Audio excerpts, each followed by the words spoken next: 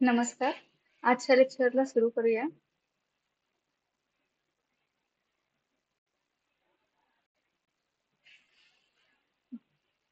Last lecture पर्यंत जरासं revise करूया. लास्ट लेक्चर मध्ये आपण सिलेबस बघितलेला की डेटाबेस मॅनेजमेंट सिस्टम मध्ये एक्झॅक्टली काय करायचंय.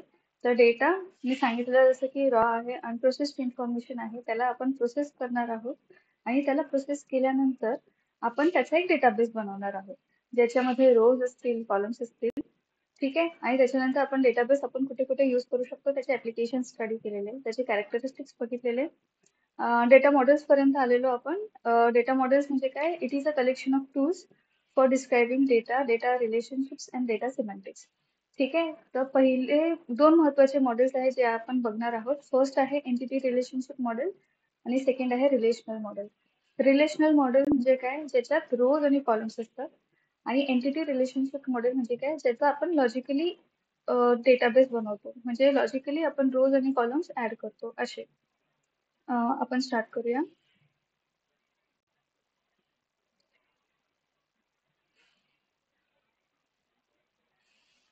हा. एंटिटी रिलेशनशिप मॉडेल म्हणजे काय? ज्याच्यात एंटिटीज असतील. एंटिटीज म्हणजे एक रिअल वर्ल्ड ऑब्जेक्ट. ठीक आहे. आणि रिलेशन मॉडेल म्हणजे त्याच्यामध्ये रोज आणि कॉलम्स असतील. हे एक एक्झाम्पल आहे एंटिटी रिलेशनशिप मॉडेलचं. Example of schema in entity relationship model. Schema म्हणजे काय? Logical representation. लॉजिकल रिप्रेझेंटेशन म्हणजे काय? की ज्याचं आपण इमॅजिनेशन करू शकतो आणि इमॅजिनेशन करताना आपण पुढील गोष्ट लक्षात ठेवू शकतो. म्हणजे जसं हे एक्झाम्पल बघा, एक कस्टमर आहे. कस्टमर ही एक एंटिटी झाली माझी. ठीक आहे. एंटिटीचा अर्थ आहे रिअल वर्ल्ड ऑब्जेक्ट. ठीक आहे. रिअल वर्ल्ड ऑब्जेक्ट मध्ये एक कस्टमर आहे आणि एक अकाउंट आहे आणि त्याचं रिलेशनशिप, अकाउंटचं आणि कस्टमरचं रिलेशनशिप दाखवणारा जो डायमंड आहे, त्या डायमंडला किंवा त्या रिलेशनशिपला बोलतो आपण डिपॉझिटर. ठीक आहे. म्हणून त्याला असं नाव आहे एंटिटी रिलेशनशिप मॉडेल. एंटिटी म्हणजे कोण? कस्टमर आणि अकाउंट. आणि त्या दोघांचं रिलेशनशिप दाखवणारा जो डायमंड आहे, म्हणजे त्या दोन एंटिटीजला जोडणारा जो भाग आहे, त्याला आपण रिलेशनशिप असं म्हणतो. म्हणून या मॉडेलला एंटिटी रिलेशनशिप मॉडेल असं म्हणतात. ठीक आहे. इथपर्यंत क्लिअर आहे. नंतर एंटिटीजला ऍट्रिब्यूट्स आहेत. बरेच ऍट्रिब्यूट्स आहेत. तर ते बरेच ऍट्रिब्यूट्स म्हणजे कोणते? की जर कस्टमर आहे, कस्टमरचं रिलेशन आपण अकाउंट सोबत दाखवलेलं आहे, तर कोणत्या कोणत्या गोष्टी आपण लक्षात घ्यायला पाहिजे. तर लॉजिकली तुम्ही इमॅजिन करा की कोणत्या कोणत्या गोष्टी येऊ शकतात. तर कस्टमर सोबत कस्टमर आयडी येतो, कस्टमर नेम येतं, कस्टमर स्ट्रीट येऊ शकते, कस्टमर सिटी येऊ शकते. त्याच्यामध्ये अजून बरेच नाव येऊ शकतात. पण आता फक्त एक बेसिक अंडरस्टँडिंग साठी आपण लक्षात ठेवूया की कस्टमरचे ऍट्रिब्यूट्स हे असू शकतात. That is customer ID, customer name, customer city and customer street. त्याचप्रमाणे अकाउंट साठी कोणते कोणते ऍट्रिब्यूट्स असू शकतात? अकाउंट नंबर आणि त्याचा बॅलन्स, कस्टमरचा किती आहे तो. ही एक बेसिक अंडरस्टँडिंग आहे एंटिटी रिलेशनशिप मॉडेलची. परत बघूया ER model. Entity relationship model, त्याला ER मॉडेल सुद्धा बोलतात. ER model of real world. First is entities. Entities म्हणजे ऑब्जेक्ट्स. मग ते ऑब्जेक्ट्स कोणते पण असू शकतात? कस्टमर असू शकतात, अकाउंट असू शकतात किंवा बँक ब्रांच असू शकते. जर तसंच मला एंटिटी घ्यायची असेल आपल्या लेक्चर्स मध्ये, तर एंटिटी एक टीचर असू शकते, म्हणजे मी. टीचर नाही, इन्स्ट्रक्टर म्हणजे मी. आणि स्टुडंट्स हे तुम्ही, तुमची एंटिटी असू शकते. रिलेशनशिप बिटवीन एंटिटीज म्हणजे इन्स्ट्रक्टर इन्स्ट्रक्ट्स और इन्स्ट्रक्टर टीचेस और instructor gives skills to students. असे रिलेशनशिप्स आपण बनवू शकतो. तसंच कस्टमरचं हे एक्झाम्पल लक्षात घ्या. कस्टमरचं एक अकाउंट आहे A101 is held by customer Johnson. ठीक आहे. एक कस्टमर जॉन्सन नावाचा व्यक्ती आहे आणि त्याचा अकाउंट नंबर A101 आहे. मग तशा प्रमाणे आपण रिलेशनशिप दाखवू शकतो. Relationship is a set depositor associate customers with account. म्हणजेच या एक्झाम्पल मध्ये बघा, कस्टमर आणि अकाउंट मध्ये जे रिलेशनशिप आहे ते आपण डिपॉझिटर या डायमंडने दाखवलंय. त्याला ह्या ज्या शेपला डायमंड असं म्हणतात.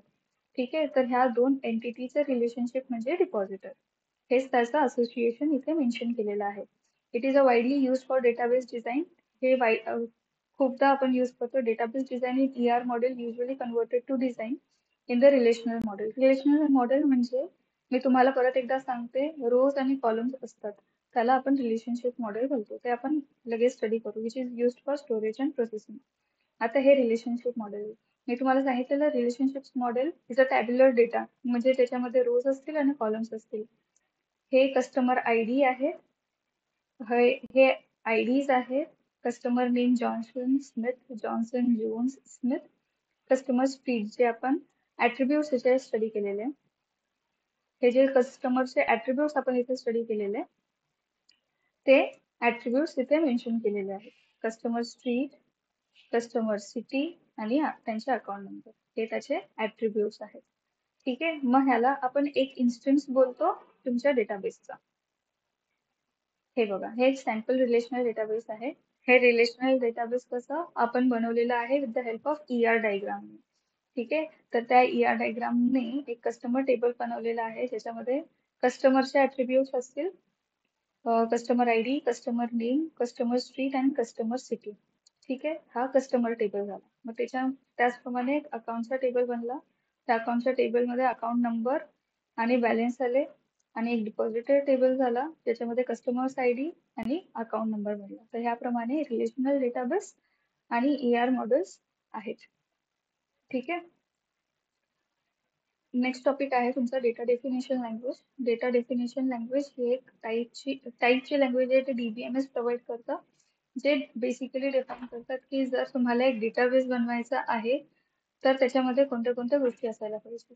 So it is a specification notation for defining the database schema. जर तुम्हाला डेटाबेस बनवायचा आहे तर त्याच्यामध्ये कोणत्या कोणत्या कमांड्स येतात ते आपण स्टडी करू डेटा डेफिनेशन लँग्वेजमध्ये. त्याचं एक्झाम्पल आहे क्रिएट टेबल अकाउंट. ठीक आहे, अकाउंट नंबर आणि character 10 is a data type. Data type म्हणजे काय की ज्याच्यामध्ये आपण हा अकाउंट नंबरचा डेटा स्टोअर करू, त्या टाईपला कॅरेक्टर असं म्हणतात. ते आपण जावास्क्रिप्ट मध्ये स्टडी केलेलं आहे, पण मी परत एकदा सांगते तुम्हाला. अकाउंट नंबर मोस्टली न्यूमेरिकल असतो आणि तो स्टोअर करायला आपण कॅरेक्टरची डेटा टाईप वापरतो. नेक्स्ट आहे तुमचा बॅलन्स. बॅलन्स न्यूमेरिकल आहे, त्याला स्टोअर करायला आपण इंटिजर डेटा टाईप वापरलेली आहे. DDL compiler generates a set of tables stored in data dictionary. Data dictionary म्हणजे काय? Data dictionary is data about data. Data dictionary contains the metadata. Again, data definition language is a standard for commands that define the different structures of database.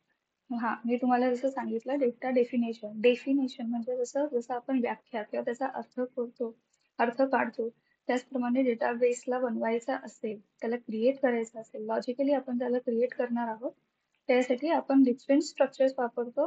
आणि ज्या commands आपण use करणार आहोत database बनवण्यासाठी, त्या commands provide केलेल्या असतात आपल्या डेटा डेफिनेशन लँग्वेजमध्ये. DDL statements are create, modify, remove database objects such as tables, indexes and users. त्या कमांड्स आपण लवकरच बघू, पण हे एवढं लक्षात घ्या. नंतर आहे data manipulation language. Data manipulation म्हणजे आपण जसं काय कंट्रोल करू शकतो, ज्याच्यात कमी जास्त आपण गोष्टी आणू शकतो, म्हणजे तुमचं मॅनिप्युलेशन झालं. मग त्या डेटा मॅनिप्युलेशन म्हणजे जो डेटा आपण स्टोअर केलेला आहे डेटाबेस सिस्टम मध्ये, त्याला मॅनिप्युलेट करायचं, म्हणजे त्याला ऍड करू शकतो, डिलीट करू शकतो किंवा अपडेट करू शकतो. त्या कमांड्स यूज करणं म्हणजे तुमची data manipulation language. Language for accessing and manipulating the data organised by the appropriate data model. ठीक आहे, DML is also known as query language. Query म्हणजे काय, मी तुम्हाला मागच्या लेक्चरमध्ये सुद्धा सांगितलेलं. क्वेरी म्हणजे हे सेट ऑफ ऑपरेशन जे आपल्याला परफॉर्म करायचं आहे त्या पर्टिक्युलर लँग्वेजवरती. So data manipulation language is a computer programming language for adding. जसं जर मला कोणता डेटा ऍड करायचा असेल, म्हणजे आपल्या कोपाच्या 24 मुलांमध्ये जर मला अजून कोणता स्टुडंट ऍड करायचा असेल तर मी इन्सर्ट कमांड यूज करू शकते. जर मला कोणाचं ऍडमिशन कमी झालं असेल तर तो डेटा डिलीट करायचा असेल तर मी डेटा मॅनिप्युलेशन लँग्वेज यूज करू शकते. आणि जर कोणता स्टुडंट डिलीट झाला म्हणजे त्याचा रेकॉर्ड मी कमी केला, मग नंतर जो अपडेटेड रोल नंबर लिस्ट असेल त्याला मी मॉडिफाय करू शकतो. अशा प्रकारे डेटा मॅनिप्युलेशन लँग्वेज बेसिकली साठी, डिलिशन साठी आणि मॉडिफिकेशन साठी आपण यूज करतो. SQL is the most widely used query language. मग डेटा मॅनिप्युलेशन लँग्वेज मध्ये स्ट्रक्चर्ड क्वेरी लँग्वेज, त्याला SQL असं बोलतात, ते आपण यूज करतो. ठीक आहे, डेटाबेस युजर्स हा आपला लास्ट टॉपिक आहे. तो मी तुमचा नेक्स्ट लेक्चरला घेईल. तुम्ही लेक्चर ऐकल्याबद्दल धन्यवाद.